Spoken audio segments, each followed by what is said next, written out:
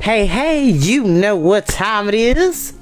Get into it! Get into it! Yes! We're back! Hi!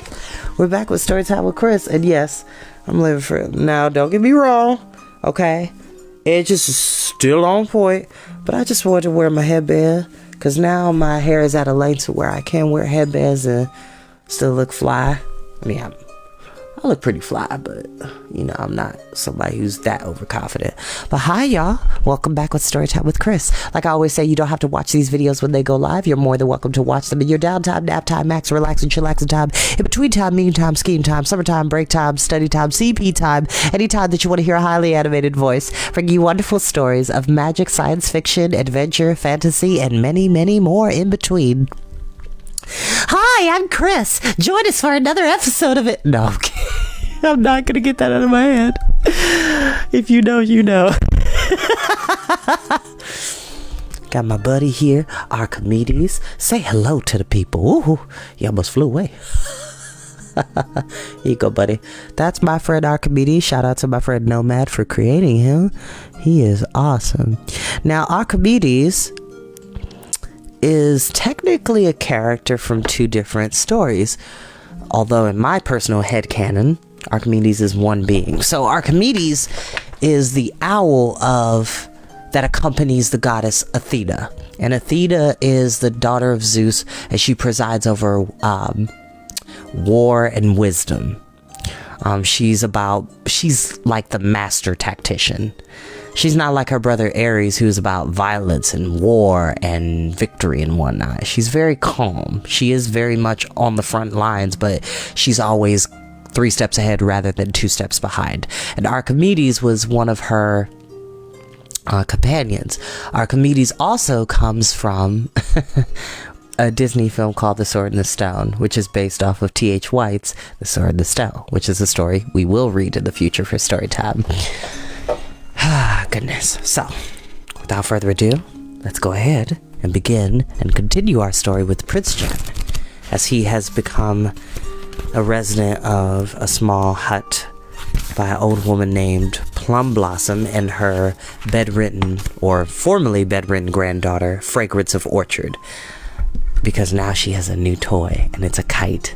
It's in the shape of a bird. She's always been fascinated with birds, which is ironic, because I am also fascinated with birds, with my... well, you can't see them right now, but anybody who's seen my tattoos, the 2 wings that I have, the cardinal's wing and then my golden eagle's wing. So, Chapter 18, The Tale of the Soaring Kite.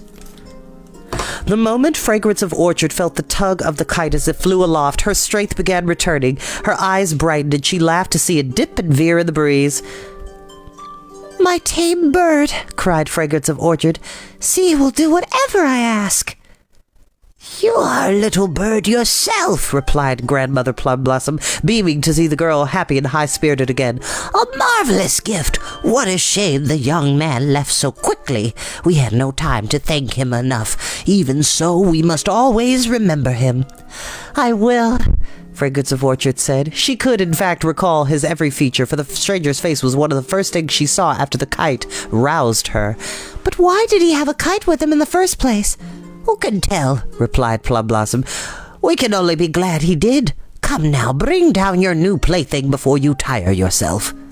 Fragrance of Orchard obeyed, although reluctantly. No sooner did the kite touch ground than her face clouded and her eyes lost their sparkle. Plum Blossom could see her granddaughter's heart grow heavy when moments before it had been so light.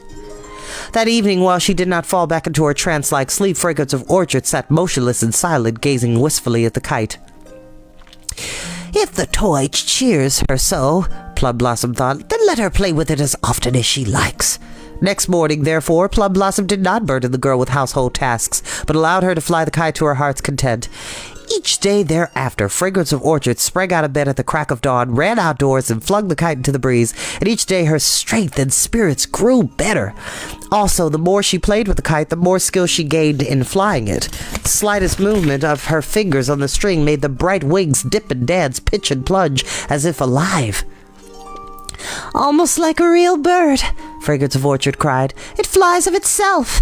So indeed it seemed. At first, to let it catch the wind, Fragrance of Orchard raced across the farmyard and outlying fields, paying out the line as she sped lightly over the ground. But soon she realized that she need only toss a little above her head, and the kite would soar immediately skyward. One day, Fragrance of Orchard went as usual into the fields. Before she could raise the kite, suddenly it leapt from her hands, went circling upward. The string ripped through her fingers so rapidly it burned them. Fragrance of Orchard nevertheless did not let go. She bent all her strength to hold on to the taut line. She tugged and strained, doing her best to haul the kite earthward, but it climbed ever higher. Though she dug her heels into the ground, the kite soon pulled her along on her tiptoes, sweeping her across the dry grass. Which, fun fact, as a kid, there was a time, it wasn't a kite, I had an umbrella, and I had jumped off the ground one time and the wind was blowing really high. It was actually off of Beechwood Avenue. There was this park, and it's this huge green valley, and it's still there. Not too far from Miles Elementary, but there's this big valley, and I remember I had an umbrella. I was hanging out with my cousins, and I opened the umbrella. I jumped off the ground, and for a few seconds, I floated down the valley just for a few. I was very small at the time. I think I was 7 or 8, and it's a fond memory of mine that I remember. I was like, whoa! Felt like Mary Poppins almost. It was great. Within moments, the kite flew so high that it went to the full length of its string. Fragrance of Orchard, however, clung to the end of the line. Otherwise, she would have let the kite fly away, and this she was determined not to do. "Sail high as you like," Fragrance of Orchard cried. "If you won't come down, I'll come up after you." Fragrance of Orchard tried to climb up the kite string. Even as she did, she felt herself lifted from the earth. Her toes no longer touched the ground. Still clutching the string, she skimmed over the field. The kite bore her higher and higher above the tallest trees in the fringe of woodland. Hearing her granddaughter's voice, Plum Blossom ran for the farmhouse. In a quick downward glance, Fragrance of Orchard saw the old woman wave her arms and set off to follow as fast as her legs could carry her. "Grandmother Plum Blossom would find me once I come down," Fragrance of Orchard told herself, and so she clung bravely to the string even as the kite rose far above hills and forests. Those first moments as the ground fell away beneath her, she shut her eyes tightly, not daring to look down. As the kite sped along, she ventured to open them again. She found herself above a shoreless ocean of clouds under a bright blue sky stretching farther than she could see. Sunlight poured over her. The wind sang songs in her ears. Instead of being frightened, she laughed with joy as she soared higher than birds had ever flown. How long, how far the kite carried her, Fragrance of Orchard could not guess. But now the kite began dipping slowly downward. She passed through towers and castles of clouds and saw just below the high peaks of mountains. The kite dropped toward the rocky face of the tallest, and the girl braced herself, expecting to be dashed against the crags. The kite, however, lowered her gently into a huge nest of branches, twigs, and leaves. The line slackened without her weight on it, and the kite glided down to land beside her. "So," Fragrance of Orchard said, "you've decided to come back, have you? Very well, you flew me here, and you can fly me out again." She held the kite up, as she had often done before. It did not rise again.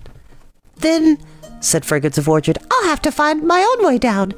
First she thought of tying the kite string around one of the jagged rocks and lowering herself on it. She quickly calculated the string was too short to reach anywhere near the ground. Before she could devise some other means, she glimpsed a bird flying rapidly toward her. As it drew closer, she saw it was an enormous eagle. Its feathers glittered like burnished gold, its eyes flashed like diamonds, and its outspread wings beat so powerfully that wind whistled through the crags. Fragrance of Orchard forgot her own predicament to marvel at the sight. Never had she seen so magnificent a bird, nor was she frightened in the least when the eagle sped to the nest and landed at her side. Folding its wings, the eagle turned its eye on Fragrance of Orchard. She gazed back in fascination. "What is this?" the eagle said. "A new chick in my nest." Fragrance of Orchard was hardly surprised to hear the eagle speak, for she had always believed that birds could talk, so it seemed only natural and no stranger than being carried away by a kite. "I am Nyang Nyang, she-eagle of Mount Hushan," the great bird continued, "and you are the fledgling Fragrance of Orchard." This surprised the girl more than anything else. "Yes, I am," she said. "But how is it that you know my name?" I know many things, replied Niang Niang. I have observed you often during my flights here and there. What I have not seen for myself, my fellow creatures of the air have told me. I know, for example, you shared your food with the winter birds when they had... when they had found nothing to eat. I also know that once in the bird market you opened the cages, oh yes, and were punished for it too. Fragrance of Orchard nodded, for all of this was true. Niang Niang, she replied courteously, as you know so much, do you know one thing more? How shall I climb down from here and find my way home? Niang Niang shook her golden head. Little fledgling, I may not tell you, nor am I certain you shall do so. Had you let go of the kite string and let it fly free instead of clutching it, things would have gone otherwise. Now they are what they are and what they must be. Fragrance of Orchard had so far kept courage in the face of all that had happened. Hearing these words, however, she felt her heart must break, as now she feared she had lost kindred and home past recovery. What is lost may with hope be found again, asked Niang Niang, as if reading her thoughts. Were I permitted, I would carry you where you wish. That is forbidden to me. I cannot change the path you follow, though it may or may not lead you back to earth. Stay with me, the eagle urged. The sky is vaster than the earth, as you will see. You who have so loved and befriended all birds, would you not care to be one of us? How is that possible? Fragrance of Orchard said. Even if I wanted, I can't fly.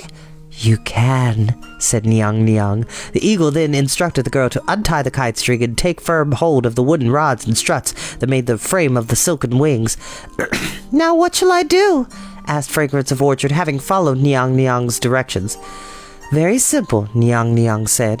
Climb from the nest, dive into the air as if into a pool of water. Fragrance of Orchard hesitated. A glance at the ground so far below made her head spin. Do as every fledgling must, Niang Niang said. If you trust what I tell you, no harm will come to you.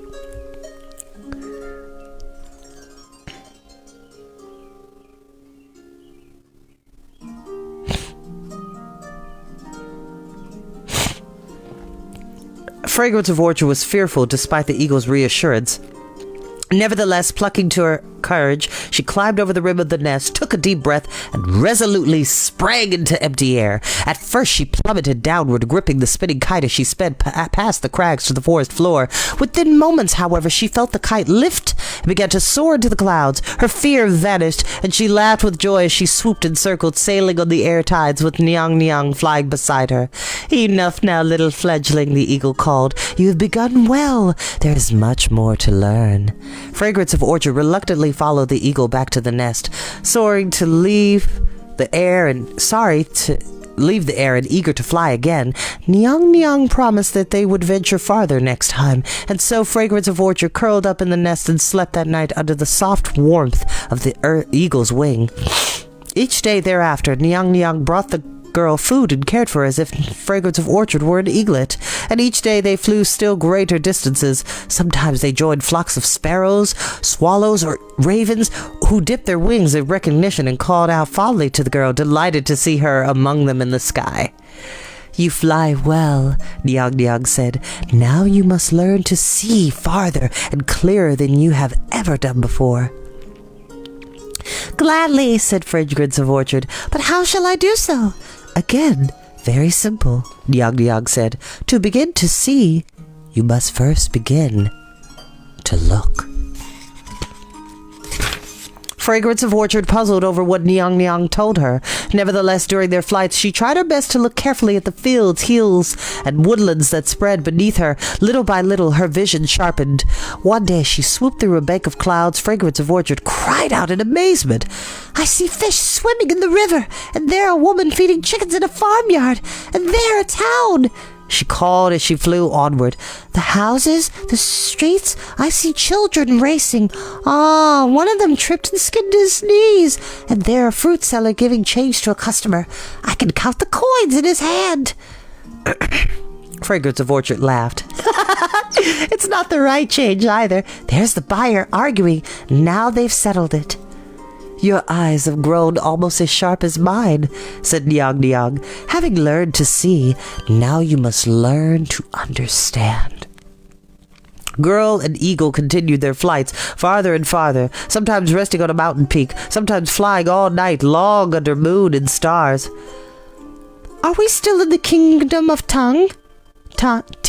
Excuse me," Fragrance of Orchard said. "Have we left it and crossed into some other kingdom?"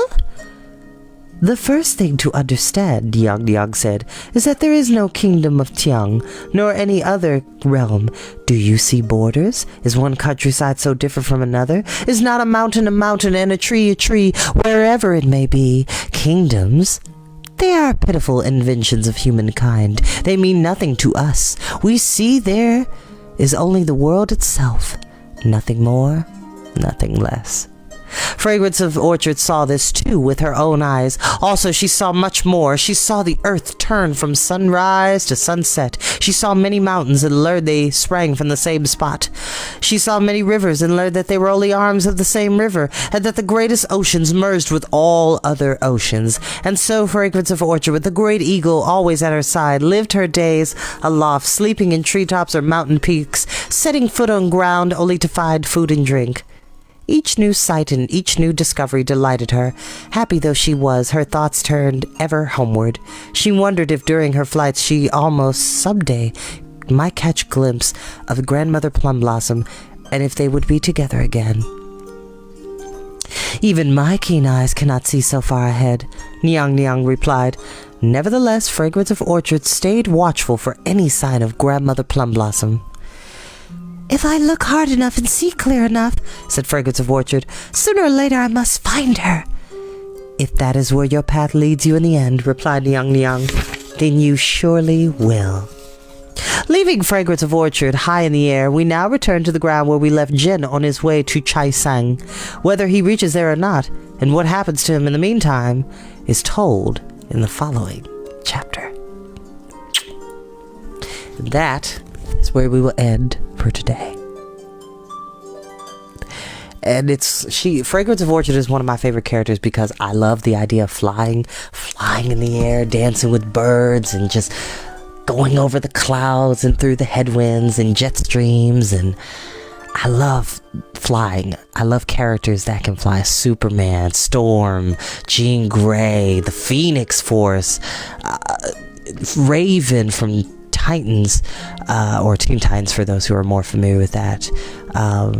Angel from X-Men. I love characters that can fly. Thumbelina and Prince Cornelius. Peter Pan in any adaptation. I love the idea of flying. It's so freeing, so liberating. And I hope you all have a magical afternoon. And I'll see you all next time. Bye-bye, lovelies. Bye-bye.